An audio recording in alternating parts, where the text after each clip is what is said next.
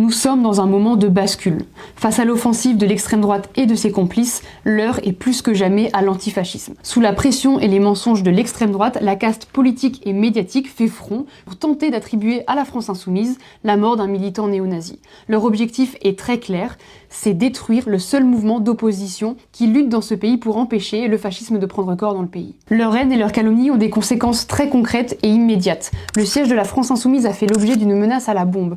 Nos permanences sont vandalisées, les militants et les élus sont menacés de mort et de viol, des lieux festifs ont été agressés par des militants fascistes et des rassemblements néo-nazis ont lieu dans nos rues.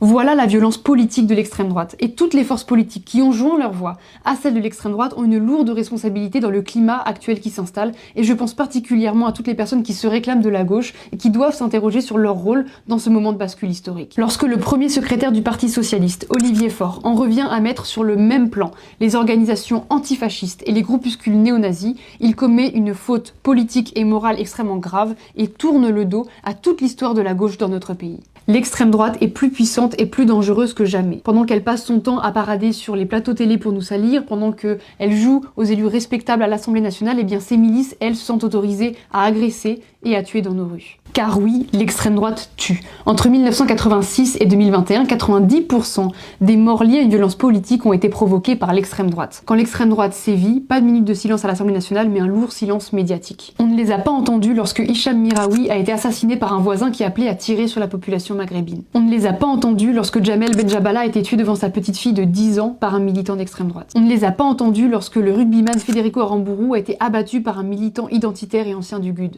On ne les a pas entendus lorsqu'un sympathisant du Front National a ouvert le feu au centre culturel kurde à Paris, tuant 3 personnes, et malheureusement la liste est encore longue. Alors ne laissons pas croire un seul instant que la violence serait du côté de celles et ceux qui résistent à leur brutalité et à leur projet de fracturer le pays. Quand l'extrême droite s'en prend aux nôtres, il est de notre devoir de défendre l'antifascisme et de faire vivre la résistance populaire partout où ça s'impose. L'antifascisme existe parce que le fascisme existe, pas l'inverse. Les fascistes s'en prennent aux personnes racisées, aux femmes, aux homosexuels, aux minorités de genre, aux syndicalistes, aux militants de gauche. Les antifascistes combattent le fascisme. C'est tout. Ne les laissons pas se servir des événements de Lyon comme prétexte à la criminalisation de tout un mouvement. Gardons en tête comment les Trumpistes ont instrumentalisé la mort de Charlie Kirk pour s'en prendre à tous les antifascistes et à toute la gauche aux États-Unis. L'heure est au sang-froid, à la solidarité et à la construction d'un large bloc populaire capable d'être une alternative à la fascisation du pays.